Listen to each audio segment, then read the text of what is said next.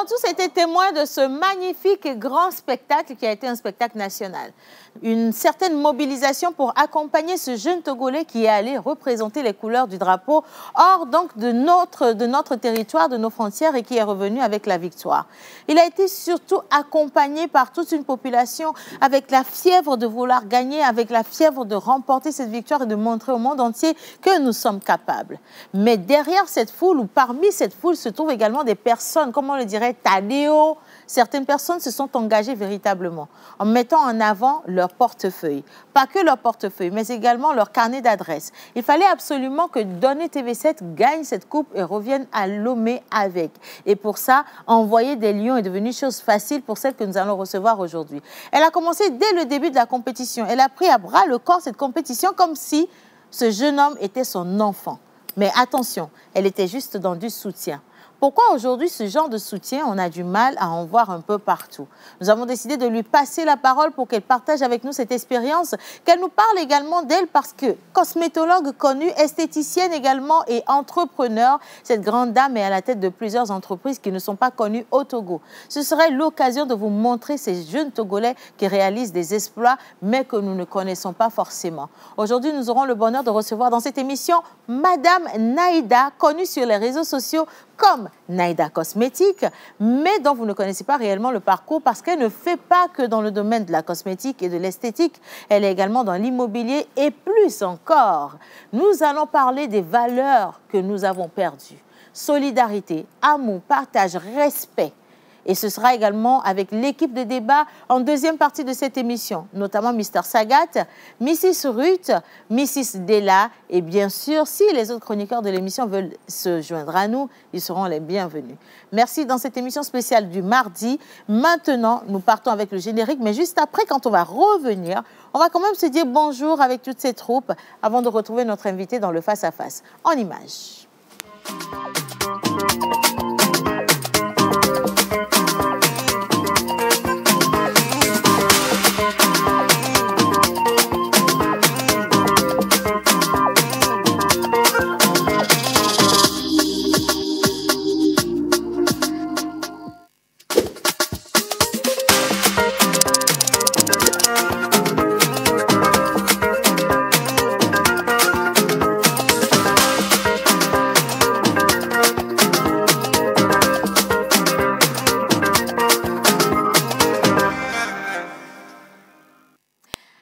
Accueillir en musique pour ce premier plateau cette charmante jeune dame qui également s'était engagée aux côtés donc du Togo dans cette compétition. Elle se nomme Miss Ruth. Elle a fait la communication dans cette émission même qui avait reçu Mr. Bovan et Mr. Jojo le comédien.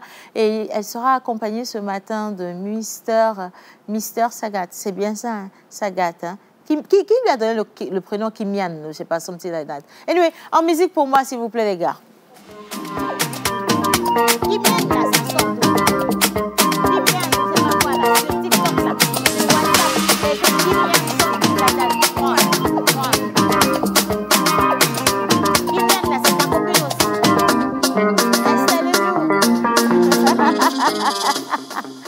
Bonjour.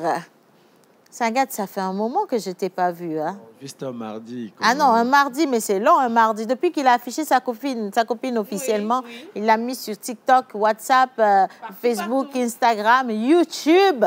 C'est fini, hein? Alors qu'avant, entre toi et moi, c'était le grand amour, solidarité, tu étais là pour moi, mais depuis, c'est son téléphone qui est vide.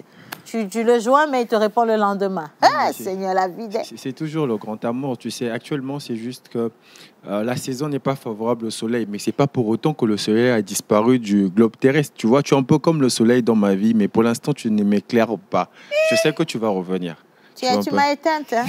Merci, hein, Sagat. Merci beaucoup. C'est un plaisir. Hein? Ça fait plaisir. Sagat, tu sais, il a introduit un sujet qui est très important. Oui. Que j'aimerais qu'on puisse aborder aujourd'hui avec notre invité, ces valeurs que nous avons perdues. Est-ce que vous avez remarqué qu'aujourd'hui, solidarité, il n'y a plus, l'amour, on n'en trouve plus, partage de respect, on n'en a plus du tout, et on se pose la question de savoir où sont passées toutes ces valeurs-là, toutes ces choses qui identifient clairement le Togolais que nous sommes. C'est assez délicat parce que vous rentrez même dans les administrations, c'est bien palpant qu'il n'y a plus le bonjour avec le sourire. On vous regarde à peine. La secrétaire, elle descend ses lunettes sur le bout du nez et elle vous regarde avec tellement de dédain. On vous accueille froidement, on vous parle comme si vous ne valez rien. On choisit les gens selon ce qu'ils ont porté. Et on se demande, mais finalement, où est-ce que nous avons pu tirer ces valeurs qui ne nous identifient pas et qu'est-ce que nous avons fait de nos véritables valeurs? Est-ce que toi, tu as été témoin de ces genres de comportements que je viens de citer, Miss Ruth? Bonjour. Oui, bonjour Océane, bonjour à tous les téléspectateurs. C'est un sujet qui est d'actualité et tout le monde en parle souvent. Surtout, on dit que dans comment dire, des administrations, voilà, il y a ces personnes-là qui se disent que c'est parce que c'est l'État qui m'a engagé et donc ils n'ont pas peur de se faire renvoyer si les gens aillent se plaindre parce que si c'est un secteur privé, là, on peut voilà, vous licencier si je n'abuse pas facilement. Mais quand c'est étatique, ils se disent, bon, État est remis. T'as qu'un rapport à la vaille, elle a dit. Donc, ils se sentent très à l'aise. Et moi-même, j'ai été plusieurs fois victime de ces genres de personnes. Mais je veux bien que tu me racontes un peu, je cherche des anecdotes aujourd'hui. Est-ce que vous êtes rentré?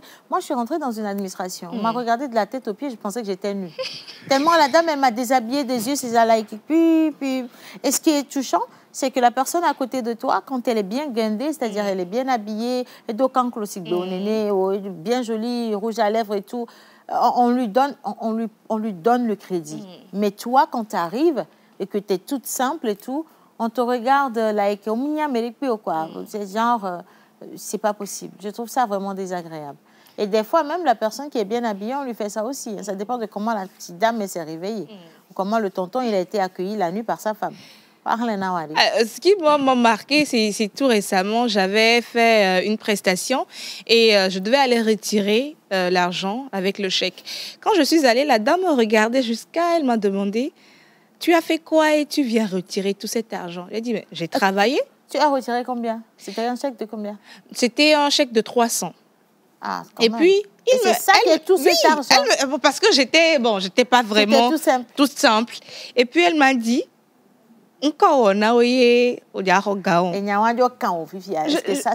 je l'ai vu de la tête aux pieds et je lui ai dit, mais j'ai travaillé. Elle m'a demandé, tu as fait quoi? Je lui ai dit, je travaille à la TVT, je suis animatrice et je leur ai fait un service et ils m'ont payé.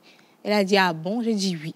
Ça m'a touché. Je me dis, quelqu'un qui a travaillé, qui vient retirer son argent chez vous, vous regardez la personne et vous vous dites, ben, cette personne-là... Est-ce que je dois te payer? Mais est-ce que moi, je dois me justifier? C'est pas mon nom qui est écrit sur le chèque. Je lui ai dit... Donne-moi mon argent. Pourquoi ça te fait mal? C'est mon argent. Ça m'a tellement frustrée. Je me dis... Ou peut-être c'est parce que j'ai une petite forme ou bien je n'étais pas vraiment... Non, en réalité, je n'ai pas compris. Ça a à voir avec le physique, mais les gens, ils sont vraiment de mauvaise foi dans les administrations et beaucoup en parlent. Beaucoup en parlent parce que nous sommes tous des victimes. Hein. Quand tu as quitté une administration pour une autre, oh là, non, le fondation, tu vois, c'est pas que tu es dans ce service et donc c'est ici, vous, qui avez l'apanage ou alors vous avez la possibilité de traiter mal les gens. Toi-même, tu es client ou cliente quelque part, donc tu vas quitter forcément ta zone de confort pour aller dans une autre institution, on va te le faire là-bas. Mais ce que je trouve vraiment aberrant, c'est que tu peux être malmené quelque part, mais ça ne te fait pas avoir la puce à l'oreille et te dire, tiens, c'est ce mauvais comportement que j'ai eu envers quelqu'un qui m'a été rendu ailleurs. Mais si ça continue et que je continue d'avoir ce comportement envers les gens, ça ne va pas être juste entre nous, ça va tomber également sur la génération de nos enfants. Et ça n'aura que... En fait, tout ce que ça n'a comme répercussion, c'est l'impolitesse partout, partout, partout. On en voit aujourd'hui des cas en circulation dès qu'un conducteur de taxi-moto ou un conducteur de véhicule fait une petite faute. Ça commence par insulter c'est vite fait. C'est vite allé. Et ils en viennent jusqu'aux mains.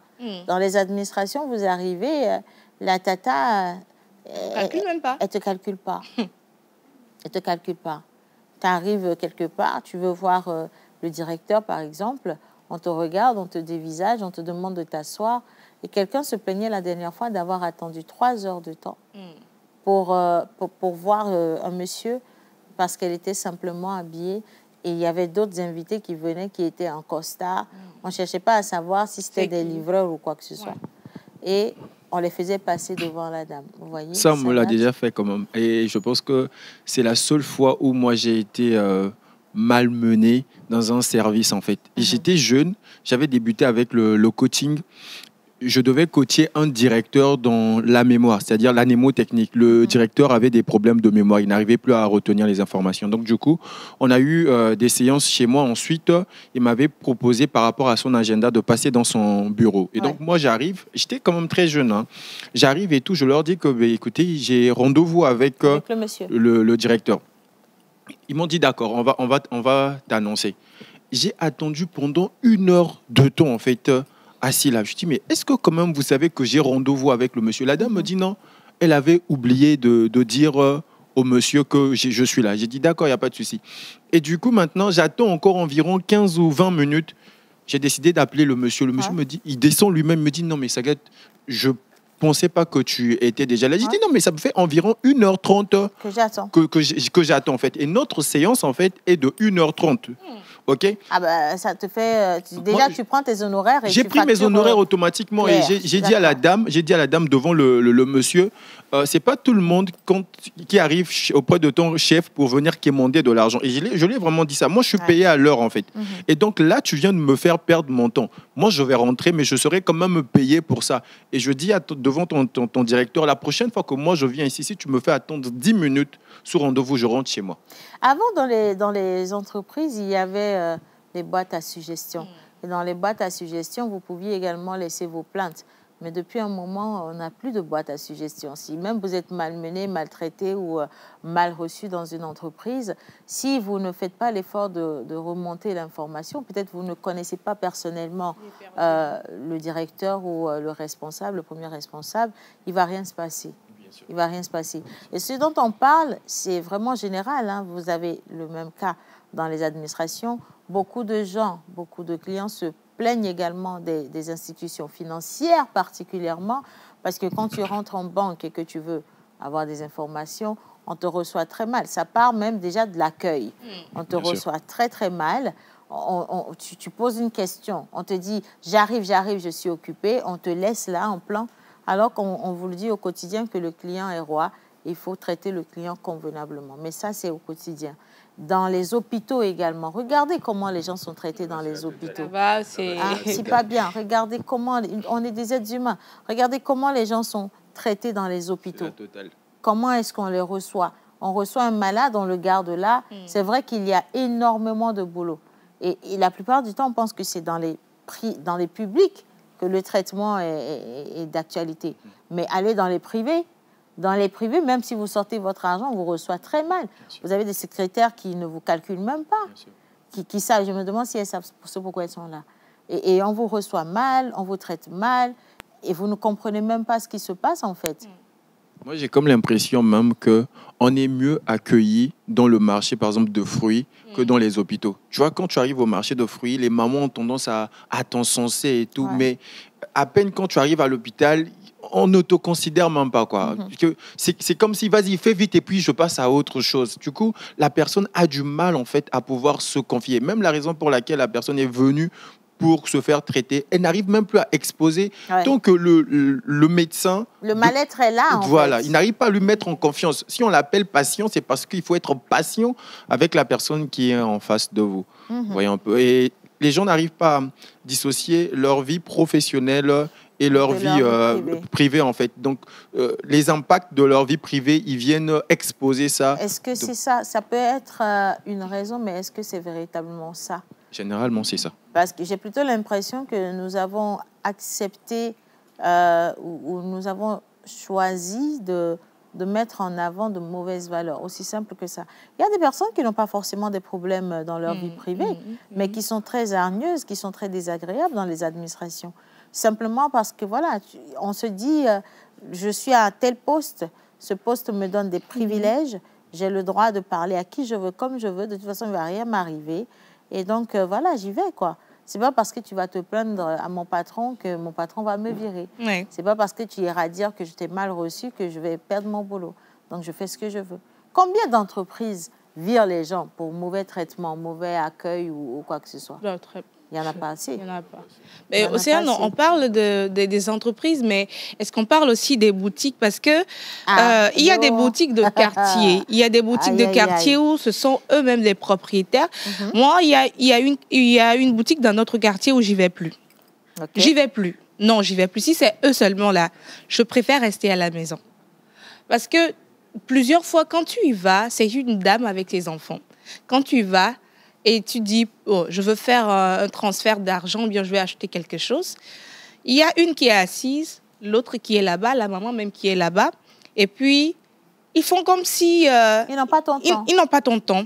Tu peux être là-bas, debout, pendant pratiquement 5 minutes. Des fois, je demande, transfert à Nama. Et puis, ils te disent, ah... OK, donne-nous 2 minutes, elle va venir faire. Et tu es là-bas à attendre avant qu'ils ne se lèvent pour venir te vendre. Alors que tu viens leur donner de l'argent. Moi, je trouve ça très rabaissant que moi, je vienne te donner de l'argent, tu vends. Et quand je viens, tu ne me reçois pas bien, sous prétexte que c'est moi-même ma boutique. Ce sont les mêmes qui disent Egamuléo. Il n'y a pas de clients Egamulévo, même les Sanou. Mais quand la clientèle se pointe, comment vous traitez votre clientèle? Dans les boutiques, là, dans les boutiques, alimentation générale, il y a une différence. Hein. Je ne suis pas en train de créer... je ne fais pas de l'amalgame, mais il faut parler des faits comme ils se présentent. Vous allez dans des boutiques tenues par des étrangers et vous êtes très bien reçus. C'est bizarre, vous êtes très bien reçus. Parce que pour ces gens-là, 1 franc, c'est de l'argent. Pour compter le million... Tu peux avoir 980, je ne sais pas combien, mais s'il n'y a pas ce franc-là, pour tomber dessus, tu n'as pas le million. Mais pour nous, voilà, nos frères et sœurs, tu as l'impression des fois que, en fait, il y a un problème, on ne trouve pas, on ne cherche pas la solution au problème. On est la cause du problème et on continue par nourrir cette cause, en fait. Tu rentres dans une boutique, un prêt-à-porter, par exemple, de ton frère, tu lui dis bonjour. Limite pour se lever et t'accueillir avec le sourire, te montrer les articles. C'est pas ça en fait. Tu rentres dans une boutique, tu as l'impression que tu viens déranger la personne qui vend sa chose. Mais tu viens pour acheter. Mais tu as vraiment l'impression de venir déranger quelqu'un. Ou alors tu rentres dans un, je sais pas, un supermarché, tu arrives à la caisse. Ça, c'est arrivé à une influenceuse qui avait relevé le sujet sur les réseaux sociaux. Elle arrive à la caisse. Elle a dit qu'elle avait l'impression que comme elle est noire, ben, les noirs sont mal reçus. Et il y avait des expats. Et la dame à la caisse, elle n'attendait que le tour des expats, en fait, pour les accueillir avec beaucoup de sourires. La pauvre dame, elle arrive avec son panier. C'est limite si la dame l'a regardé, a pris le panier et a déchargé les choses. Mais quand c'est les expats, on prend, on décharge. Ce n'est pas de bonne valeur, les gars. Ce n'est pas de bonne valeur du tout. Et ça détruit, ça dégrade. Et le pire dans l'histoire, c'est que ce sont nos enfants qui vont subir les conséquences de ça. Mais vous avez tendance à l'oublier. Donc, dans cette émission, on va parler de ces bonnes valeurs, à commencer par l'amour. On va partager le plateau avec notre invitée parce que je suis déjà allée chez elle dans sa boutique. J'ai vu l'accueil. Elle est vraiment très spontanée, une personne qui sourit beaucoup, mais qui est très professionnelle et qui est très consciente du fait que l'argent, ça ne se donne pas, ça se gagne. Et même si aujourd'hui, elle décide de donner, vous allez voir que derrière cette main tendue, elle a quand même mis en place une stratégie pour pouvoir, comment je vais dire, je ne vais pas dire rentabiliser, mais combler un certain trou qui sera créé dans sa poche. Elle se nomme Naïda Cosmétique. Je pense que sur les réseaux sociaux, vous avez déjà entendu ce nom plusieurs fois passer. Elle, c'est la maman lion. C'était qui a envoyé les lions la dernière. Elle en a envoyé. Hein. Énormément. Si elle ne laisse pas de lions dans cette émission aujourd'hui, là, ça va faire très, très mal. Anyway. Alors, restez simplement avec moi. C'était juste une petite première partie pour introduire le sujet d'aujourd'hui. Je sais que ça bouillonne déjà dans les maisons et que le téléphone de l'émission également reçoit énormément de vos messages, des plaintes. On va les lire avant la fin de cette émission, mais permettez-moi quand même de faire cet entretien avec Naïda Cosmétique. Notre idée aujourd'hui, c'est de vous présenter cette personne qui s'est engagée derrière Donner TV7. Et elle n'est pas seule, ils ont été nombreux. Mais elle, particulièrement, son élan nous a touchés. Et jusqu'à présent, elle continue de le soutenir, de le supporter comme cela se doit. Je vous permets de la découvrir à travers ce magnéto. Et quand on va revenir au plateau, elle sera installée juste en face de moi. Elle est d'une beauté aujourd'hui. Hein. C'est parti, en image. Aïda Kacharel, dite Naïda, est une femme togolaise au parcours remarquable. Entrepreneur visionnaire, elle incarne la détermination, l'audace et la passion. Très tôt, son esprit curieux et entreprenant l'amène hors des frontières du Togo où elle forge une solide expérience professionnelle et humaine. De la gouvernance à l'entrepreneuriat, elle fait ses premiers pas dans l'immobilier avant de se lancer en 2017 dans la cosmétique avec une idée simple, offrir aux Togolais des produits de qualité faits localement. C'est ainsi que naît une marque. En 2024, elle élargit son univers entrepreneurial avec une chaîne de spa haut de gamme et une ligne de prêt-à-porter de luxe offrant une expérience complète de la beauté, de bien-être et de raffinement.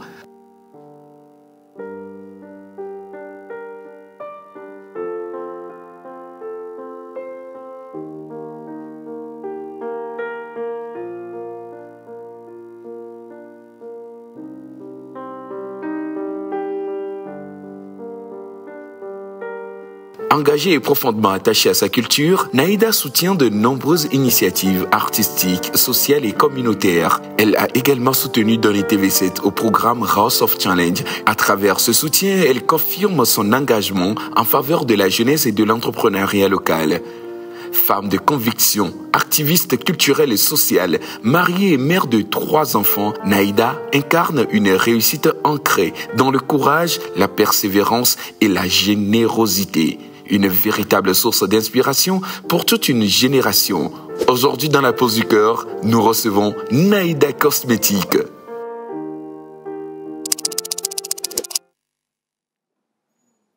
En musique pour Naïda Cosmétique. C'est parti, les gars.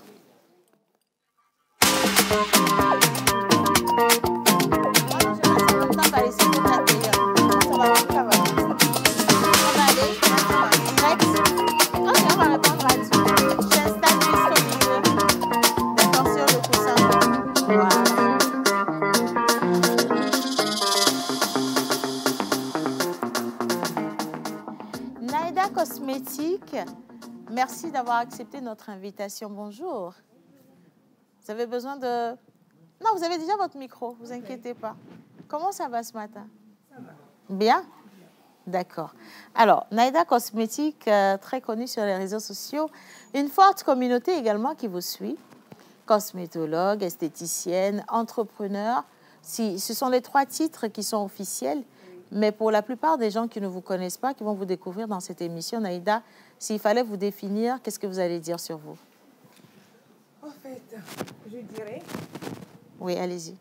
En fait, je dirais que Naïda Cosmétique... Disons attendez, Naïda. Je vais juste vous vérifier ceci parce que il marche. Celui-ci, il est meilleur. Allez-y. Naïda est une citoyenne lambda, togolaise bien sûr, qui a su se réveiller tôt, voilà, et s'est aventurée. Par son aventure, elle a rencontré de belles personnes qui ont su l'aider, qui ont su l'ouvrir de belles portes, de belles opportunités, qu'elle a su gérer en retour. Voilà, investir et après ça, penser, comment l'appelle-t-on, développer, comment l'appelle-t-on, je sais pas. Développer une activité. Voilà, une activité qui est la cosmétique, l'esthétique. Voilà, donc aujourd'hui, je suis Naïda Cosmétique. C'est grâce à beaucoup de choses. Voilà. Alors, vous avez dit c'est une jeune fille qui a rencontré des personnes qui l'ont favorisée, qui l'ont aidée à lancer son activité. Et aujourd'hui, elle s'est faite un nom. Et quand vous dites jeune fille qui a commencé assez tôt, elle a commencé à quel âge, Naïda? Dès 12 ans, je me suis aventurée déjà. Parce que, 12 ans? Oui. Déjà... À 12 ans, Naïda, on était à l'école. À 12 ans, moi, j'étais où? Je ne sais pas, Seigneur. À 12 ans, on était sur les bancs d'école. On ne pensait même pas à l'avenir. Ouais, donc je n'ai pas pu terminer mes études. Donc, je me suis aventurée. Ah, bien garder le micro. Ouais, donc je me suis aventurée. Et c'est là que j'ai su trouver de belles personnes. Voilà, donc Dieu m'a donné la chance quand même de tomber sur de belles personnes.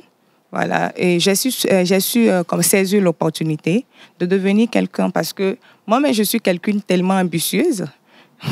Vous avez rêvé grand et vous avez... Voilà. Naïda, ça change carrément le cours de l'interview parce que aujourd'hui, quand vous me faites cette confidence, vous vous êtes lancé à 12 ans. Je comprends mieux d'où est venu cet amour que vous avez manifesté à l'endroit de Donner TV7. Oui. Alors, à 12 ans, vous avez laissé les études et vous vous êtes lancé dans le commerce. Si. Les parents, ils ont dit quoi quand vous avez fait ce choix? 12 ans, c'est tôt quand même. Les parents, ils n'avaient rien à dire parce que déjà, il n'y avait pas les moyens pour continuer les études. Donc, si l'opportunité se présente, comment prendre pour faire? J'étais obligée. Et c'était, comment l'appelle-t-on? C'était des émotions tellement fortes pour moi. J'avais beaucoup pleuré. Je me suis dit, mais pourquoi laisser les bancs? Parce que j'étais tellement intelligente à l'école. Depuis les CP1, j'étais la première de ma classe. Ah. Si. Donc, voilà, j'étais obligée. C'est pas comment obligée, mais bon. Déjà, je vois l'avenir. Comme j'étais déjà intelligente, je vois déjà ce que l'avenir peut me réserver. Donc, j'ai voulu opter pour ça. Voilà. Et comment se sont passés les débuts? Oh, le début était difficile. Hein. Vous savez, toute chose est difficile au début. Arrivé là où j'étais, c'était compliqué. Normalement, j'étais censée directement aller en France. Et après, je suis atterrie au Congo. Normalement, je devais aller remplacer une dame là-bas. Okay. Et c'était une famille aussi renommée. Donc, la dame aussi, elle ne voulait pas laisser le boulot parce que le boulot était vraiment fructueux. Donc, j'étais obligée de rester au Congo. Mais bon, j'étais un peu renumérée. Ce n'était pas ça, oui. Voilà, qui était convenu. Mais bon, après, comme on dit, la patience est un fruit qui se mange à froid. Voilà. Ouais. Donc, j'étais toujours là jusqu'à 1 an, 2 ans. J'ai fait 2 ou 3 ans là-bas après. Voilà, la porte s'est ouverte et j'ai pris la route. Je suis partie en France. Donc, c'était une très belle opportunité qui s'est ouverte à moi. Voilà. C'était de belles personnes aussi. Voilà. Donc, on Disons faisait... que vous êtes bien tombés et oui, ils sont oui, bien voilà. Donc, on a fait un peu le parcours du monde. On voyageait au moins chaque 3 mois, on faisait le pas. Voilà, on voyageait de pays en pays et tout. Voilà. Donc, c'était bien. Mais bon, j'étais une personne tellement bien éduquée. Donc, je savais comment faire et quoi faire de mon argent. J'ai su comment investir, comment économiser. Ouais. Voilà. Et finalement, au bout de quelques années, quand même, si. Ça n'a pas été de petites années. Hein, non, au moins 7 ans, 8 ans. Vous avez lancé votre Je suis rentrée parce que j'ai voulu rentrer. Je suis quelqu'une qui n'aime pas rester sous les gens. Enfin, j'aime travailler pour moi-même. Okay. Donc, je suis rentrée. Dès que je suis rentrée, j'ai étudié d'abord. Okay. Voir comment est-ce que le pays est, qu'est-ce qu'il faut investir, qu'est-ce qu'il ne faut pas investir. Donc, c'est là que j'ai investi dans l'immobilier parce que je me suis dit, en fait, si j'investis dans le commerce en même temps que ça ne marchait pas, comment est-ce que j'allais faire? Alors que l'immobilier, si je mets dedans, en fait, on ne peut pas construire une maison après la maison va disparaître d'un jour à l'autre. Donc, voilà, j'ai investi et que j'étais aussi tombée sur de belles personnes, voilà, dont je n'étais pas dupée et tout, voilà. Donc, ça a bien pris quand même. Et voilà, après, je suis restée. J'ai dit, mais bon, j'ai ce que j'ai déjà. Si je reste à dormir dans la chambre, attendre la fin du mois pour prendre les... C'est pas la peine. Donc, je vais tomber malade. Je ne suis pas paresseuse. Il faut que l'argent rentre assez vite. Voilà. En fait, ce côté déjà. Oui. Voilà, donc il faut aussi quelque chose. Donc, moi-même, je suis quelqu'une qui aime l'esthétique vraiment. Voilà, depuis toute petite, hein, j'adore l'esthétique. J'adore la belle peau, j'adore être belle et tout. Donc... je me suis lancée dans l'esthétique. Voilà. Mais sans oublier, hein, quand j'étais en aventure, je me formais aussi. J'avais l'opportunité de me former, surtout en France et tout. Je me formais parce que j'avais quand même le temps libre. Je n'étais pas tout le temps prise. Voilà. Vous mettiez à profit. Voilà, donc j'avais le temps libre. Donc je me suis en même temps formée et tout. Ça m'a beaucoup aidée. C'est ce que je dis en fait, que les gens voient Naïda Cosmétique et c'est comme si l'histoire ne s'est créée qu'avec votre casquette de cosmétologue ou d'esthéticienne. C'est pas ça. Alors que ça a commencé depuis ces 12 ans déjà. Si. Ah, franchement, il faut avoir du courage pour tenir longtemps. Et merci à ces bonnes personnes. Oui, je les remercie toujours parce qu'elles sont comme mon Dieu sur terre. Voilà, et c'est important d'être reconnaissant. Voilà. On va parler maintenant de House of Challenge. Parce que Naïda Cosmétique existait déjà. Oui. Mais grâce à House of Challenge, oui. on a redécouvert une autre Naïda Cosmétique. Comment est-ce que vous avez découvert ce projet et pourquoi vous vous êtes engagé derrière le candidat togolais? OK, House of Challenge, moi, j'avais découvert depuis l'année passée. C'était quand Déborah était candidate. Je l'avais aussi soutenue, mais bon, pour l'année passée, ce n'était pas aussi affluent que cette année. Donc, cette année, j'ai fait comme d'habitude, comme je le faisais. Mais bon, l'année passée, je n'ai pas beaucoup investi. Hein. Mais cette année, vous voyez comment tout le monde parle de donner. Mais bon, c'est comme si c'est un esprit qui est descendu en moi. Hein, parce que, vous voyez, moi, j'étais en train de travailler. Et puis, mon vidéaste qui vient me dire, Madame, auto je ai dit Christopher les jeux un peu oui madame Ola Doumia dit mais bon c'était des émotions donc j'ai laissé le boulot. Je suis venue m'asseoir et je me suis même pas préparée, j'avais même pas chargé mon compte, donc j'avais eu la chance aussi quand j'ai appelé directement mon petit frère, il était aux États-Unis, j'ai dit mais bon charge-moi le compte. Il dit OK, envoie l'argent, j'ai chargé. Donc après on jouait, ça finit, j'ai dit encore charge. C'était donc le vidéaste était en train de me filmer, mais bon moi j'avais même pas l'idée à ce que lui faisait. Moi je voulais juste que le petit gagne et que c'est le Togo qui gagne, voilà, parce que quand on parle du Togo c'est quelque chose, j'ai une sensation tellement, je suis fière en fait d'être togolaise. Vous avez chargé. Même à l'extérieur, c'est comme ça. J'ai tellement chargé. Hein. C'est bizarre. Mais bon, j'ai chargé naturellement. Hein. Et puis, ça s'est explosé comme ça. Sinon, moi, je ne m'attendais pas à ce qui s'est passé après. Maintenant, quand je sors, maman m'a donné, j'ai dit, mais bon, c'est arrivé là-bas. Jusqu'à l'autre fois, je ne te dis pas, il y a un Malien qui m'a écrit, dit, il a vu la vidéo sur TikTok où on était parti accueillir Donné. Vous voyez, les gens étaient de partout. Oui. Et vous étiez à côté de Donné? Oui, il me dit, c'est la princesse du Togo. Il m'a écrit sur WhatsApp. J'ai dit oui. Voilà, c'est ce que ça fait en fait. Ouais. Ça a été très médiatisé d'ailleurs. Il faudrait dire merci également à votre vidéaste parce que lui, sincèrement... Oui, il était vraiment speed. Hein. Il a été très, très speed. Alors, vous avez dit que vous avez chargé.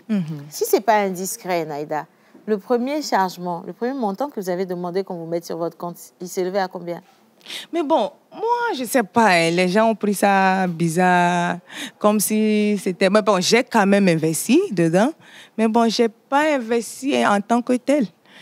Moi, je rechargeais, moi, je ne sais même plus le quoi. Je ne sais même plus le montant. Oui, je mettais seulement. Parce que moi, mais j'avais l'argent sur ma carte bancaire des États-Unis. Donc, comme je chargeais, donc lui, il ne faisait que m'envoyer sur mon compte TikTok. Parce que c'est un peu compliqué de charger avec les cartes. Voilà. Ouais. Donc, lui, moi, je ne sais même plus combien. Après, il m'a dit, une sao, donc $500. J'ai dit, OK, d'accord. Ah, déjà, ça commence, ça. Oui. Ça commence. J'ai dit, OK, je vais te payer les 500, c'est pas grave. Naïda, vous avez chargé, vous avez commencé à soutenir Donné TV7 simplement comme ça, un élan de cœur, sans rien attendre en retour. C'était pas du tout intéressé. Non. Et au bout de quelques manches, vous vous rendez compte que tout le monde crie votre nom partout. Qu'est-ce que ça fait? Je me suis dit peut-être c'est par Dieu. Peut-être Dieu a collé nous deux, nos esprits. Dieu a dit Donné sera, comment l'appelle-t-on, champion. Mais peut-être sous le nom de Naïda Cosmétique, et Naïda Cosmétique sera encore plus connue par Donné. Donc, c'est ça, peut-être, il y a un esprit au chai, quoi. Peut-être, moi, et en plus, quand je dis mon fils, je suis fière de dire mon fils, c'est bizarre. Et vous avez été contacté par l'équipe de Donné après ce soutien ou non, personne ne m'a contacté. Hein. Moi, j'attendais rien de ça. Nul m'a contacté. D'ailleurs, même le jour qu'on devait aller rencontrer Donné à l'aéroport pour l'accueil, c'est Déborah que moi je connais bien. Parce que je n'ai jamais vu Donné. Hein. Je ne l'ai jamais vu. Donc, j'ai dit à Déborah, OK, Déborah m'a écrit, m'a dit, maman, il a en place des noms, les accueils à les founou, comme maman a donné. Lui-même, il a dit, désormais, cette femme a appelé la maman, n'a me dit, Naïda Cosmétique. Donc, j'ai dit, OK, Déborah, on y va. Elle m'a dit, 10h30, je serai chez vous, madame. J'ai dit, OK. Elle aussi, elle m'appelle maman. Donc, j'ai dit, j'attendais depuis, donc, je n'étais pas en retard parce que je suis quelqu'une. Je suis tout le temps en retard. Très à l'heure. Pas à l'heure. 13 ans. Bon, aujourd'hui, je pense que j'ai testé aussi. Hein, oui, tu as testé, non? Oui, j'ai testé ça. Donc, voilà. Et après, j'attendais Déborah devant ma boutique. Elle ne venait pas. Je l'ai appelée, mais elle était inaccessible. J'ai dit, mais bon, Déborah, tu vas me laisser ici. J'ai dit, OK, allez, allons-y à l'aéroport. On a démarré après 5 minutes. Elle me rappelle, maman, le programme a changé, là, parce que autorité ou globénami maté aéroport. OK, problème, on fait comme on peut. Voilà. Donc, donc, elle est venue me croiser et on est parti à Tatapak. Donc, c'est arrivé là-bas. Genre, c'est bizarre. Beaucoup de personnes me tiraient de... Je dis, mais bon, Alès, c'est quoi ça? Alès dit, il faut t'habituer. Sinon, ouais. Je dis, mais bon. Tout de suite, même à l'entrée, il y a des policiers qui m'ont reconnu. Hé, maman, donnez, maman, bah oui, clairement, parce qu'on finit par devenir superstar avec l'exploit que vous avez fait. Donc, voilà. Alors, là, vous avez été présenté à Donner TV7 le jour de son retour. C'est la première fois que moi je l'ai vu. C'était la première fois que vous le voyez. Si, c'était la première fois. Et déjà, quand ils sont arrivés, normalement, il y avait les chefs et ils devaient mettre, on dit Sitou, quelque chose comme ça. Oui, bien sûr. Voilà, donc ils m'ont amené avec eux. Okay. On était ensemble, ils ont fait la cérémonie. Et Donné, en me voyant, il a descendu la vitre, il dit, appelez-moi mon maman.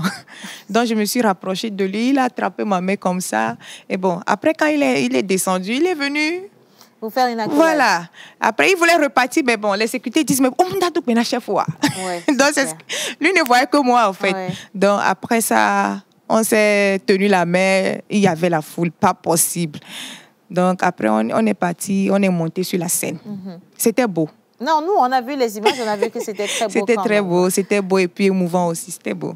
C'était quelque chose. Oui. Alors, Naïda Cosmétique, tout le monde se disait, c'était organisé, elle s'est préparée avec l'équipe de données, elle a envoyé l'argent, cet argent a été collecté chez d'autres personnes. Les vérités sont en train de sortir dans cette émission aujourd'hui. Déjà, de base, vous savez qui elle est. Maintenant, elle-même, elle vous a dit qui elle est, comment son parcours s'est mis en place. Et ensuite, quand est-ce qu'elle a rencontré Donner TV7 pour la première fois? C'était le jour de son retour, lors de la cérémonie d'accueil qui a été organisée pour que le public puisse le faire rentrer chez lui en toute sécurité et surtout lui manifester sa reconnaissance parce qu'il a gagné House of Challenge édition 7. Naïda Cosmétique, dans cette émission, si vous venez de nous prendre en cours, je vous inviterai simplement à regarder cet élément. On va repartir avec le magnéto et on revient juste après. C'est parti. Aïda Kacharel, dite Naïda, est une femme togolaise au parcours remarquable. Entrepreneur visionnaire, elle incarne la détermination, l'audace et la passion. Très tôt, son esprit curieux et entreprenant l'amène hors des frontières du Togo où elle forge une solide expérience professionnelle et humaine. De la gouvernance à l'entrepreneuriat, elle fait ses premiers pas dans l'immobilier avant de se lancer en 2017 dans la cosmétique avec une idée simple, offrir aux Togolais des produits de qualité faits localement. C'est ainsi que naît une marque. En 2024, elle élargit son univers entrepreneurial avec une chaîne de spa haut de gamme et une ligne de prêt-à-porter de luxe offrant une expérience complète de la beauté, de bien-être et de raffinement.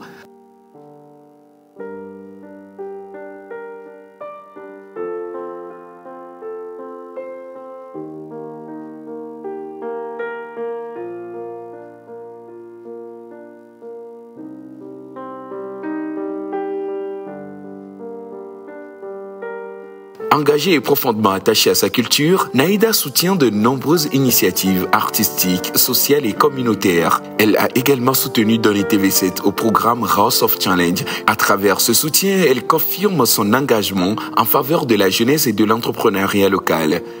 Femme de conviction, activiste culturelle et sociale, mariée et mère de 3 enfants, Naïda incarne une réussite ancrée dans le courage, la persévérance et la générosité. Une véritable source d'inspiration pour toute une génération. Aujourd'hui, dans la pause du cœur, nous recevons Naïda Cosmétique.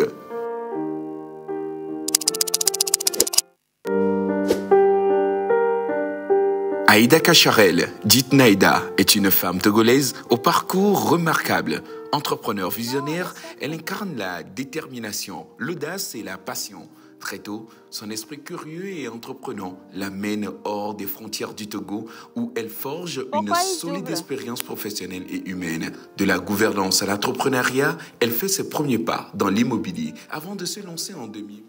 Naïda Cosmétique toujours, et d'ailleurs ce visage est tellement connu que nos téléspectateurs ont envoyé tout plein de messages. Il y a une personne qui dit, elle illumine votre plateau ce matin, cette dame au grand cœur, Naïda Cosmétique, dit « Maman donnée ». Alors, merci. La question que je vous pose cette fois-ci, elle se réfère aux polémiques. Parce qu'après que vous ayez soutenu Donner TV7, qu'il soit rentré à la maison, vous avez même annoncé que vous alliez le loger gratuitement pendant 5 ans. Ah, Naïda, jamais le dire gratuitement pendant 5 ans.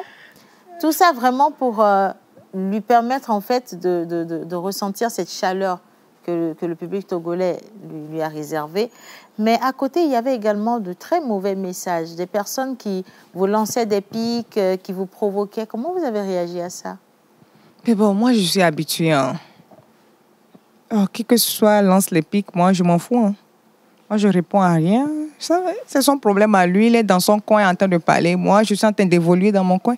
Donc, moi, je m'emballe de ce que les gens disent. Voilà. Parce que c'est venu de mon cœur. C'est naturel. Si j'avais au moins planifié, j'allais avoir des choses à dire en retour. Parce que j'allais me dire, OK, si les gens venaient à dire ça, qu'est-ce que j'allais répondre? Mais bon, comme c'est naturel, donc je reste naturel. On accepte et on passe. Voilà, ça passe. C'est un bas, la caravane. Voilà, c'est tout. Tranquillement. D'habitude, ils me connaissent toujours mieux sur les réseaux. Hein. Ouais. Moi, je m'en fous. Je viens vendre et je pars. On vend et on part. On connaît son objectif. Voilà. Aussi simple que ça. Alors, vous avez créé quand même un produit cosmétique du nom de Donné TV7. Ça a été même vendu pendant le challenge hein, et les gens les achetaient quand même. Ça faisait plaisir. Si, je fais même des tournées dans les marchés. Hein. Moi, je n'ai pas de limite. Hein. Là où il y a l'argent, je peux récupérer. N'est-ce pas? Voilà, parce que je me bats pour vivre. Donc, normalement, je devais aller à Sigamé aujourd'hui pour faire la vente. Ouais. J'étais à Thiévier. Okay. Ils m'ont bien accueilli. J'ai bien vendu. Okay. Dieu merci. Donc, je continue, je ne laisse pas, je continue. C'est passé comme ça. Bon, on va profiter du nom de toute façon parce qu'il y a eu une publicité gratuite. Donc, autant en profiter maintenant avant que le temps ne passe. Quelqu'un a demandé, est-ce que Naïda va reverser ce que génère le savon Donné TV7 à TV7 ou ça revient à Naïda Cosmétique finalement? Ça, c'est entre moi et Donné. Ça ne le regarde pas. J'ai dit donner, même avant de sortir le savon. Moi, je crée des choses comme ça naturellement. Je faisais la vidéo et puis c'est sorti de ma bouche. D'un moment, on crée un savon donné. Les gens ont bien commenté, oui. Mais avant de le faire, j'ai écrit à Donné. J'ai dit, OK, mon fils, j'ai envie de faire un savon à ton nom. Dis-moi, comment est-ce qu'on va procéder? Il m'a dit, maman, tu n'as qu'à jouer, moi je récupère. Genre, bon à la table, mais non, pour quoi? Fais comme tu veux. C'est toi qui vois. Oui, c'est toi qui vois. J'ai dit, OK. Mais j'aimerais bien que quand tu rentres, que tu sois l'ambassadeur de ce savon, pour que je ne veux pas que le nom s'éteigne, pour que le buzz s'éteigne. Moi aussi, je veux une fois de pas l'aider, parce que, vous savez, les buzz, ça va créer après un moment, ça va passer. Mais bon, si le savon donné existe, ça va toujours continuer parce qu'il y aura des clientes qui vont toujours acheter. Déjà, des clientes achètent. J'ai même fait une vidéo avant de quitter parce qu'il y a une cliente qui venait restocker. J'ai dit, elle dit, elle veut prendre 5 ou 10. J'ai dit, il y a quoi? Et il y a des blintolo qui me va plaire à baser un donc il y a le fifier. Mais oh, notez ma vidéo, non? Savon donné. Voilà, savon donné. Donc, imagine les gens continuent pas à acheter savon donné parce que je vais jamais supprimer ce savon. Ouais. Et ça reste la marque déposée. La marque déposée. Et Donné, on va voir avec Donné. C'est ce qui décide que moi je vais faire. Hein. Voilà, on va voir. Et... C'est très beau. Un élan de solidarité qui s'est installé gratuitement, je vais dire naturellement d'ailleurs. Vous n'êtes pas allé chercher quelque part. Vous n'étiez pas obligé de le faire, mais vous avez eu envie de le faire et vous l'avez bien fait. Naïda Cosmétique, après avoir soutenu Donné, il y a plein de jeunes qui certainement sont rentrés en contact avec vous, qui ont sollicité également que vous puissiez leur venir en aide. Est-ce que ça ne vous a pas donné ou laissé l'idée de peut-être créer une ONG, une fondation pour apporter une aide encore plus crédible et élargie à ces jeunes qui aujourd'hui croient en vous? Parce qu'il y a eu Donné TV7, mais des Donné TV7, il y en a énormément sur tout le territoire national. Vous auriez pu faire votre part de manière d'envergure un peu plus grande s'il y a peut-être une fondation derrière. Vous y avez pensé? OK, déjà pour ça, j'ai déjà pensé à ça. Déjà, je travaille avec mon manager, Alex Patalaki. Et j'avais déjà une association à Women's Power parce que moi, j'aime aider les gens. Genre, le peu que j'aime partager. Mais moi, seul, je ne peux pas le faire. Il faut que les gens aussi s'associent à moi pour qu'on puisse le faire ensemble. Parce qu'aujourd'hui, il y a des milliers d'enfants démunis, les enfants comme Donné, qui n'ont pas de parents, orphelins et tout. Ça fait chaud au cœur. Donc, ça me touche énormément. Voilà, donc, je ne sais pas. Mais bon, on va quand même essayer de voir, programmer ça. Vu que j'avais déjà une association qui voulait aider les femmes veuves. Ce sont les femmes. Les femmes veuves. C'est pourquoi on a mis Women's Power, les femmes veuves. Mais bon, il y avait beaucoup de demandes. Hein, parce que je voulais le faire comme si, genre, recruter les jeunes. Et former, voilà, tout ça là. Mais il y avait de trop. On n'a pas su. On On n'a pas pu supporter. C'est peut-être, je crois, le moment de réorganiser ou de revoir carrément le dossier. Pour pouvoir mettre en place une belle stratégie pour accompagner tous ces gens.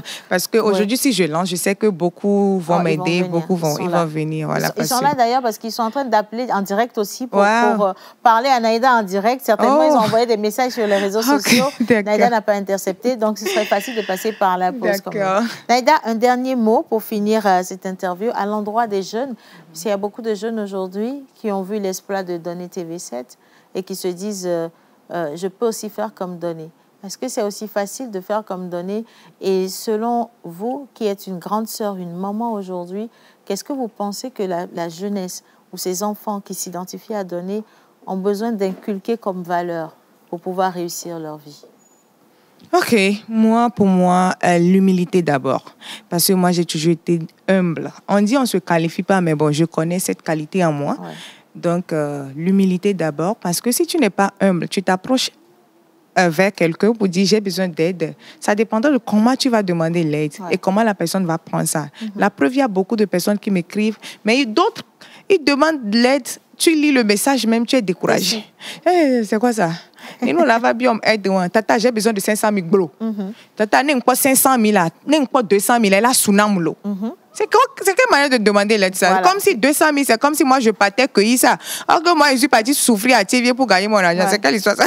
Donc, voilà. OK, moi, ce que je peux leur dire, c'est quoi? Déjà, derrière toute réussite, il y a des sacrifices à faire. Comme moi, je ne dors pas suffisamment. Je dors à 5 heures, je me réveille à 14 heures.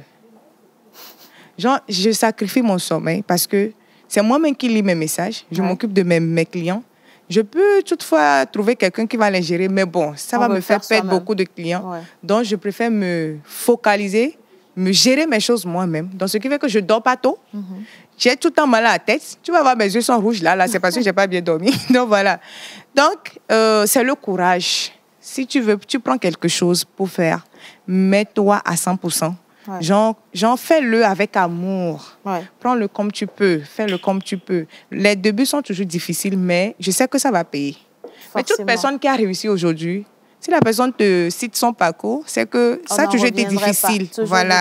Ça a toujours été difficile, hein, c'est comme ça. Donc, courage à deux mains. On garde le mot humilité. C'est la première valeur à mettre en avant. C'est nécessaire. Humilité et le sérieux. Quand vous choisissez d'emprunter une voie, vous empruntez cette voie avec beaucoup de sérieux. Voilà. Alors, les messages, ils pleuvent vraiment énormément. C'est incroyable. Depuis le Bénin, sincèrement, je ne connaissais pas Naïda, mais grâce à son bon cœur, je l'ai bien connue. Le bienfait n'est jamais perdu. Merci Naïda Cosmétique. Merci à vous aussi. Fait. Alors, un autre message du Niger, s'il vous plaît. Est-ce que nous, au Niger également, on peut stocker le savon Dieudonné? Finalement, ce savon va... va passer les frontières. Attends que Donner soit un peu libre. Hein. Il n'a qu'à attendre que Donner soit un peu libre. On va faire des tournées, on va aller au Burkina, on va aller au Mali, on va aller partout avec le savon. Donc, qui se campe pour le moment? Alors, quelqu'un a demandé, Naïda Cosmétique, finalement, quel est le rôle qu'elle joue aux côtés de Donner? Parce qu'on a le staff de Donner et puis on a une Naïda Cosmétique. Tout de suite, vous avez parlé de tournée. Et donc, finalement... vous prenez le management ou comment ça va se passer? Non, moi, je ne prends pas le management. Hein. En fait, Donner, c'est comme si c'est mon fils, c'est comme mon petit frère. C'est comme si on marche ensemble, on travaille ensemble. Parce que la dernière fois, même, je l'ai dit d'apporter son savon liquide pour que quand je partirai à Sigame, j'expose en même temps pour que ça commence en même temps la communication. Voilà. Donc, il m'a dit, d'accord, maman, je vais vérifier s'il y a encore quelque chose. J'ai dit, même si c'est une seule pièce. Tu connais ma bouche, non? Il y a le sucre dedans. Je crée et puis ils vont ramasser, donc c'est tout. Franchement, donc, voilà. Merci Naïda. Le merci ne finit jamais, comme on dit, parce qu'il y a tellement de messages que je reçois ici, que de belles choses. Naïda Cosmétique, la meilleure. Naïda Cosmétique, on te suit depuis la Côte d'Ivoire. Merci à tout le monde. Naïda Cosmétique, merci pour ce qu'elle a fait pour Donner TV7. Merci à tout le monde. Et nous, dans cette émission, nous étions curieux de redécouvrir la personne, le personnage, comme on dit. Celle-là qui est restée derrière Donner, qui a envoyé les lions. Mon directeur artistique a dit, si Naïda n'envoie pas lion en direct, on ne la laisse pas descendre du plateau. Donc, c'est le moment d'envoyer le lion de la pause en même temps quand même. Hein. Merci infiniment, Naïda. Merci à vous. C'est très gentil de votre part. C'est un plaisir. Merci. Naïda Cosmétique, on la retrouve où à Lomé, finalement? Mais bon, nous sommes à Toti, nous sommes à Baguida, nous sommes à Segbe, nous sommes à Zongo. Nous avons 4 coins. Voilà. Okay. Nous sommes dans la cosmétique et le spa.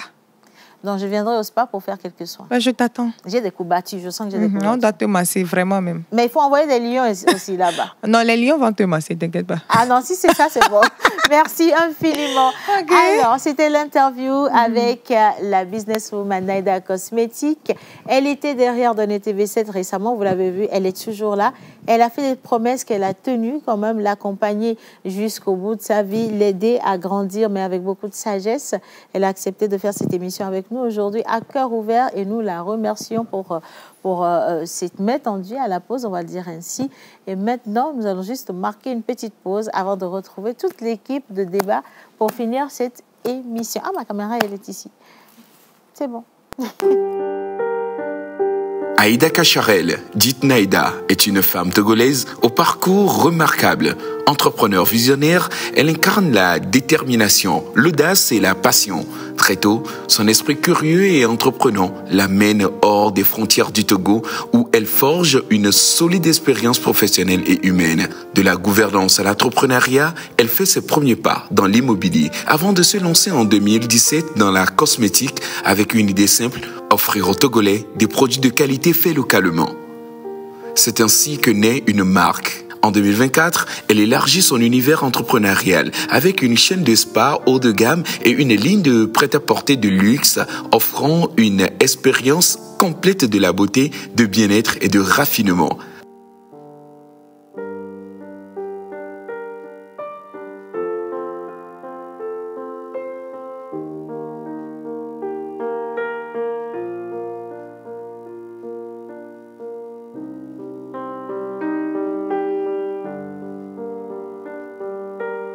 Engagée et profondément attachée à sa culture, Naïda soutient de nombreuses initiatives artistiques, sociales et communautaires. Elle a également soutenu Donner TV7 au programme House of Challenge. À travers ce soutien, elle confirme son engagement en faveur de la jeunesse et de l'entrepreneuriat local.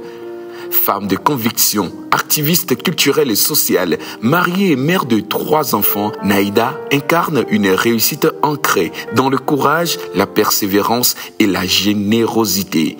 Une véritable source d'inspiration pour toute une génération. Aujourd'hui, dans la pause du cœur, nous recevons Naïda Cosmétique.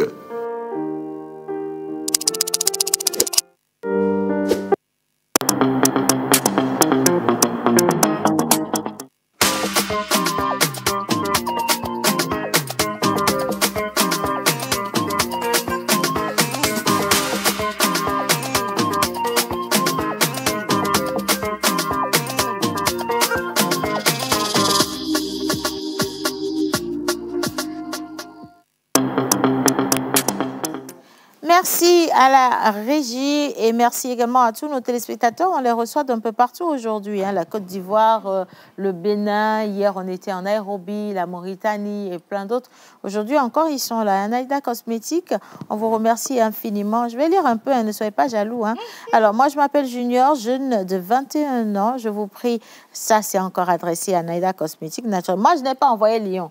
Donc, tous les messages où on demande d'aider, c'est Naïda Cosmétique. Tu m'avais envoyé Lyon. Ah, il faut bien cibler. Peut-être, dès là, tu as envoyé Lyon.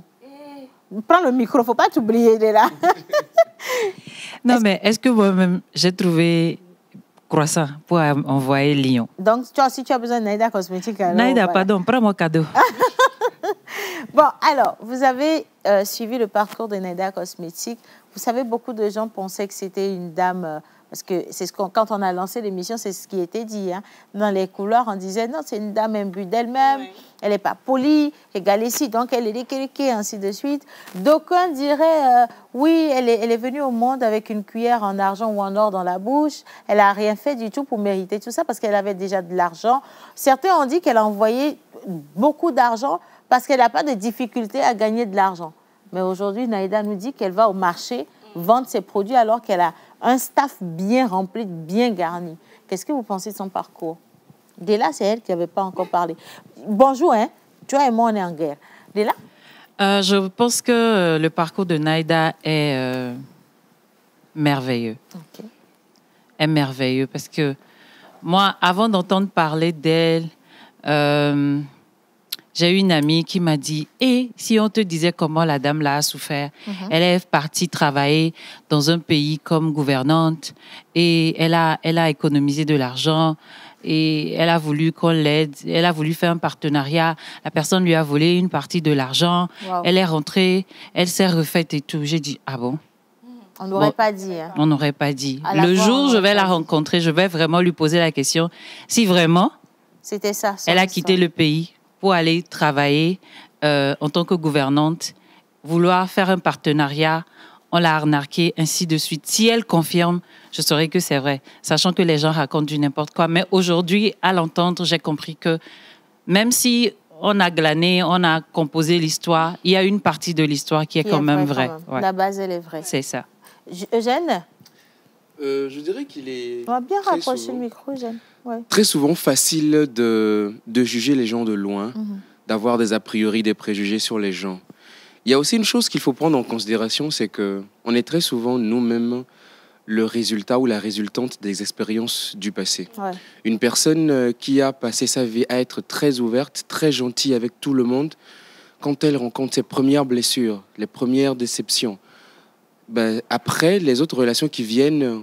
Elle se ferme. Voilà, malheureusement, on pâtisse parce que j'ai déjà eu à vivre ça et c'est parce que peut-être je me suis un peu trop donné que je vis ça. Donc, de loin, c'est compliqué de pouvoir exactement savoir quel est le ressenti ou quel est le vrai comportement d'une personne. Donc, abstenons-nous quand même de juger trop vite et de loin surtout. Ouais.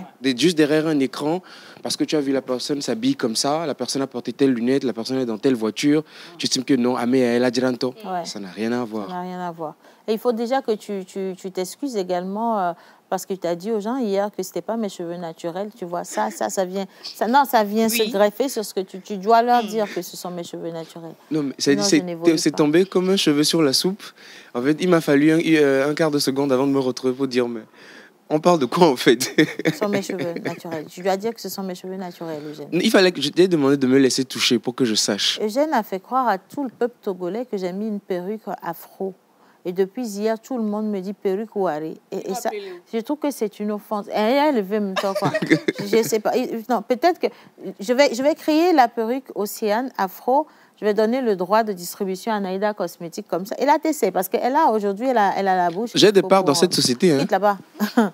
Alors, Miss Ruth, elle était là, elle était assise juste en face de moi. Ici, son histoire. Toi qui étais active dans House of Challenge, Naïda Cosmétiques, quand elle envoyait les lions, tu avais une idée. Tu ne la connaissais pas personnellement, mais aujourd'hui, elle a quand même levé un peu le voile sur son parcours.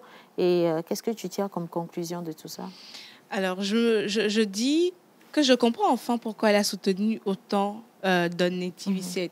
Parce que si tu étais dans une condition et que tu vois ton jeune frère qui est également dans cette condition, ce sera très facile pour toi de porter assistance à cette personne-là. De laisser parler son cœur. De laisser parler son cœur parce qu'elle a vu ce jeune.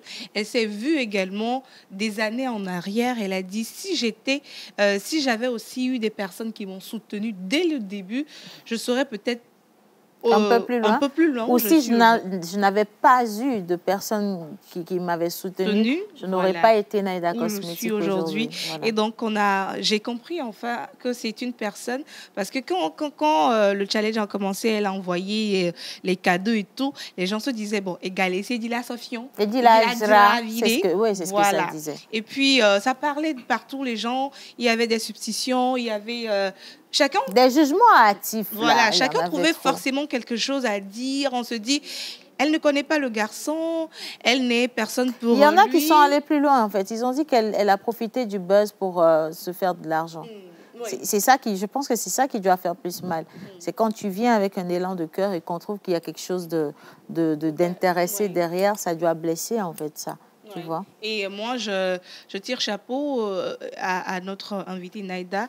Grâce à ce challenge également, on a connu cette personne-là qu'elle est. On a pu la découvrir autrement parce que moi, je la voyais de loin sur les événements. Je ne l'ai jamais côtoyée, mais je la voyais de loin. Et beaucoup de personnes disent qu'elle est un but d'elle-même. Parce que quand tu la vois sur un événement, elle est assise, mais... Voilà quoi, l'événement termine et puis elle part. Et donc, les gens ont des idées derrière mais derrière cette personnalité, Il y a c'est du quelque cœur. chose qui a façonné cette carapace. Et aujourd'hui, elle nous a dévoilé à cœur ouvert qui elle est. Et moi, je suis impressionnée par cette personnalité. Très souvent, ces personnes, quand on peut dire qu'ils ont une carapace, très souvent, quand on s'approche de ces personnes, Il n'y a pas de carapace on en se vrai. rend compte Il y a que pas de ce sont les carapace. personnes les plus douces en Ça fait fait. partie des valeurs perdues. Aujourd'hui, nous jugeons trop rapidement. C'est ça. Nous jugeons, l'habit ne fait pas le moine, mais nous jugeons à l'apparence. Nous jugeons sur un mauvais acte. Peut-être que voilà, une personne m'aurait croisé. Moi, on m'a dit on a glonto. C'est choquant parce que pourquoi on m'a dit ça? Parce que j'ai été à un événement d'un partenaire et la personne voulait faire une photo. Sauf qu'elle ne s'est pas approchée pour demander cette photo.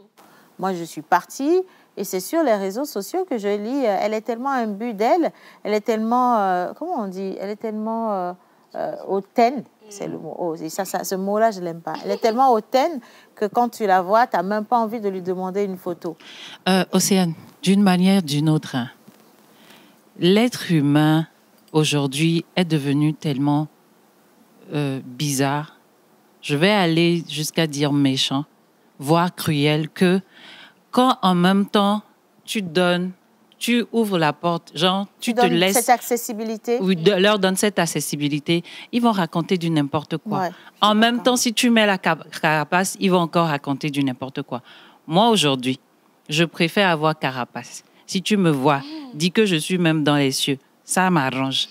Ceux qui sont destinés à être connectés à ma personne finiront forcément par arriver. Donc, franchement, je m'en fous. Non, le prendre comme ça, personnellement, c'est pas mauvais.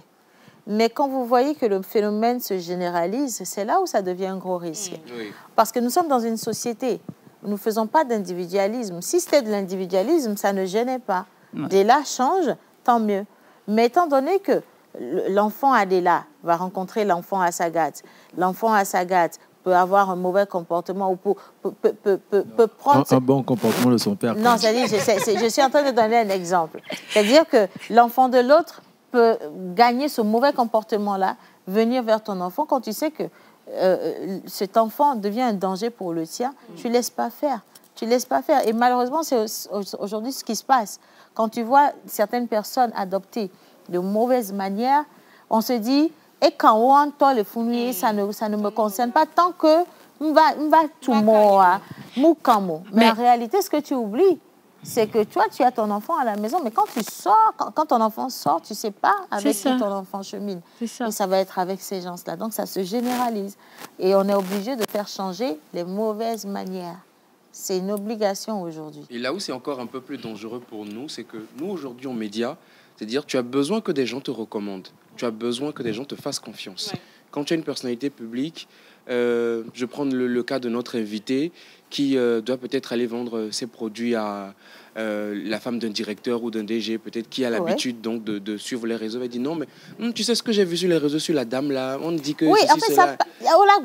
Voilà. Ça va et c'est là le danger, comme tu le dis, quand ça se généralise, ça devient dangereux pour la personne, sur qui on colporte... Parce que ça va agir, pas que sur toi, mais ça va agir sur ton business. Ça va agir sur ton image. C'est là où on parle de dégradation parce que la personne viendra atteinte, comment on dit, porter atteinte à ton intégrité. Ça va gâcher énormément de choses. Alors que tout ce qu'on raconte sur toi n'est pas vrai. C'est pour ça qu'aujourd'hui, il faut que les gens prennent sur eux de changer ces mauvaises manières. Ceux qui écoutent les ragots, ceux qui colportent ces ragots et ceux qui partagent ces ragots. Parce qu'il y a 3 personnages que moi je vois. Celui qui a créé, celui qui a entendu et celui qui a propagé. Ce sont les 2 dernières qui font plus mal. Tu as entendu, tu as prêté oreille, tu n'as pas cherché à vérifier si l'information est vraie ou pas. Et tu es parti maintenant rapporter cette fausse information à d'autres personnes qui vont penser qu'elle est crédible parce que venant de toi, qui on a confiance. Exactement. Je trouve que c'est un gros danger pour notre société, ça. Mais aujourd'hui, Océane, moi, je ne sais pas, mais le week-end, je discutais avec une amie qui, entre-temps, ne m'aimait pas, ne m'appréciait pas. Pourquoi? Parce que quelqu'un lui a raconté quelque chose sur moi. Sinon, moi, on a raconté jusqu'à moi-même. Et moi, j'aime ça. Depuis qu'elle et moi, on a commencé à discuter, de façon, je ne sais pas comment, mais j'ai raconté l'histoire sans dire telle personne, sans savoir qu'elle avait une autre version de l'histoire. Et quand elle est venue, quand on a fini de raconter, elle est partie chercher à voir c'est où la part de vérité. Ouais. Actuellement, je te parle, elle et la personne sont en guerre. Non, mais la plupart du temps, il y a des personnes qui sont très jalouses, qui vont forcément créer, parce qu'on passe le clair de notre temps à nous comparer aux autres. On avait parlé de ça dans cette émission. On passe le clair du temps à nous comparer aux autres.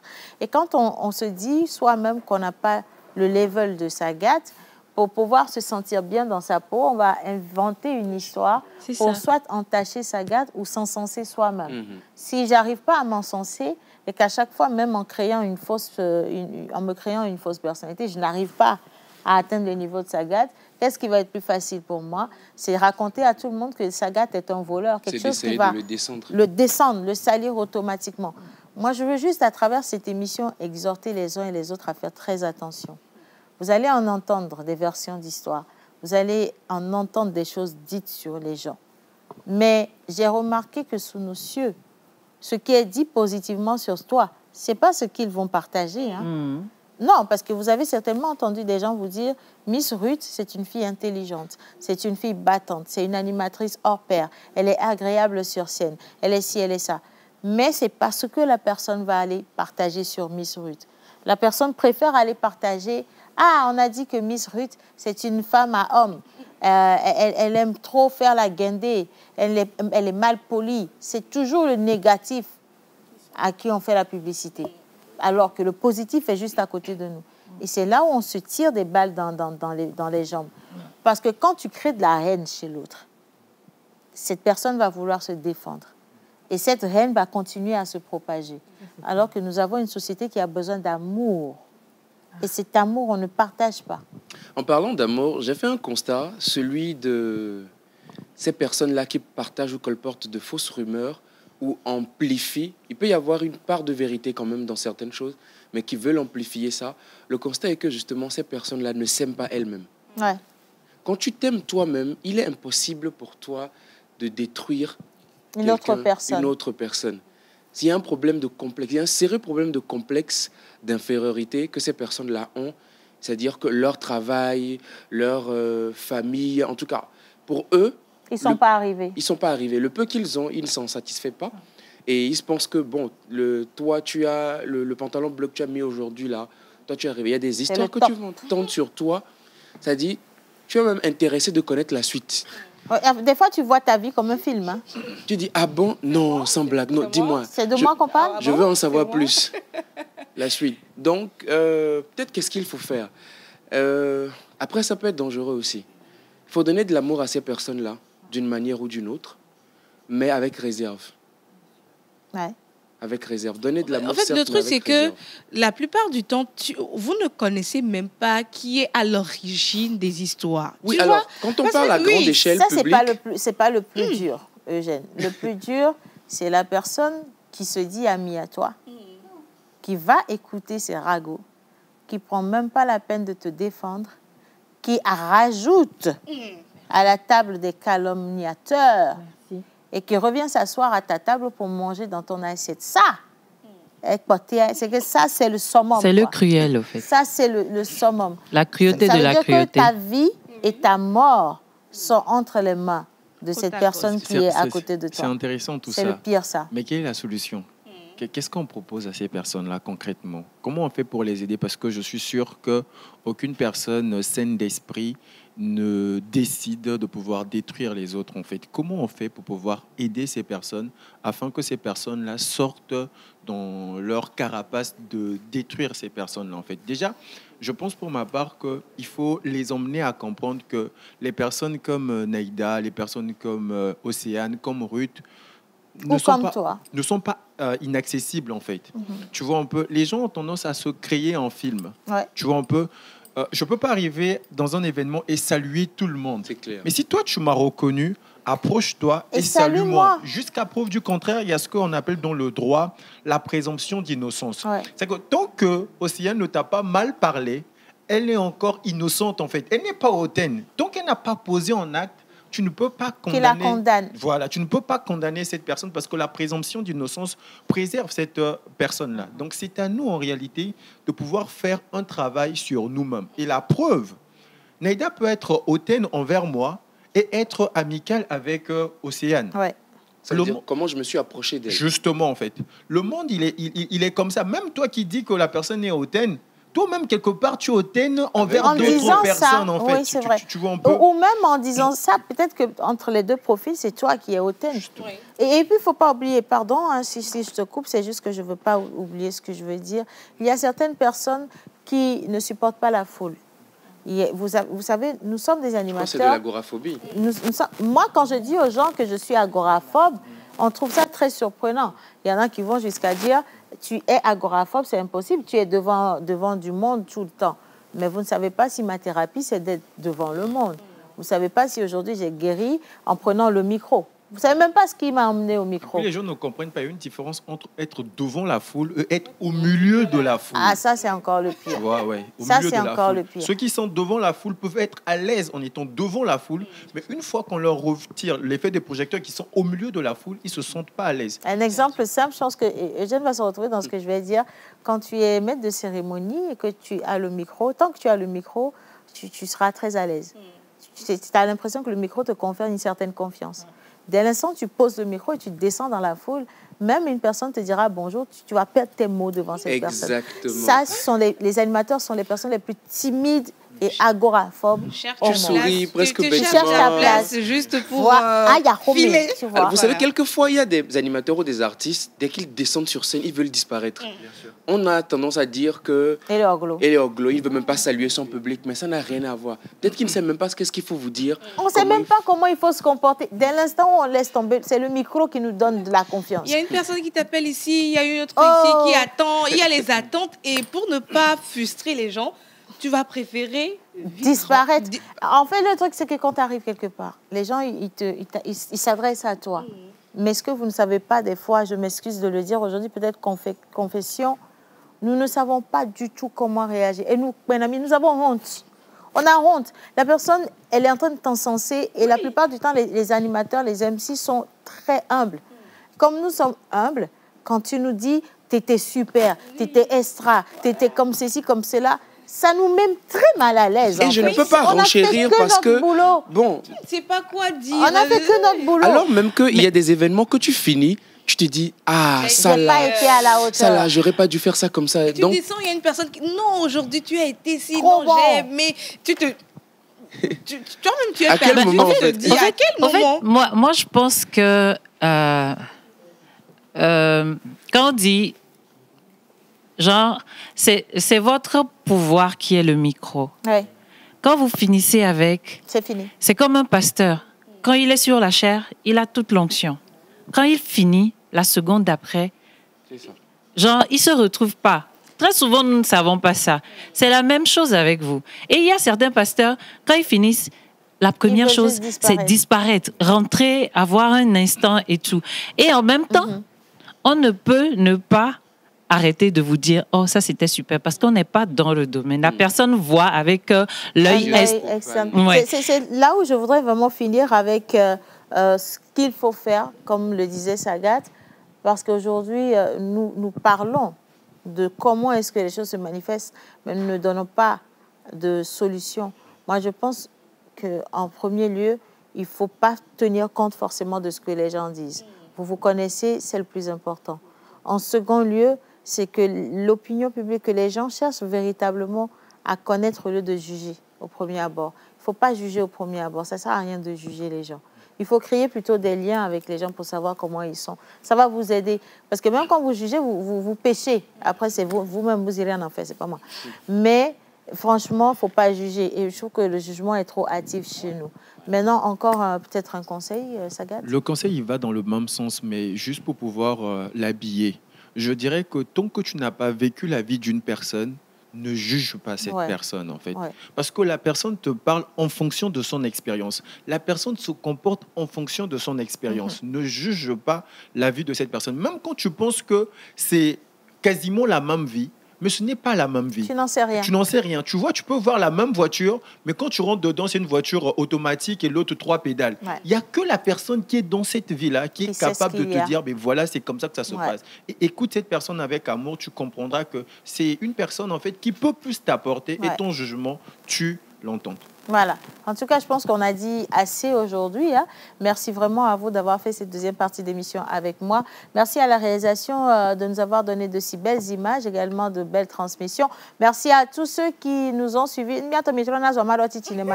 C'est très important pour moi de mettre ça parce que nous nous cachons derrière des masques. C'est exactement ce que je vais faire. C'est comme ça que je sors en circulation. Personne ne verra mes yeux. Merci de nous avoir suivis. À demain. Bisous.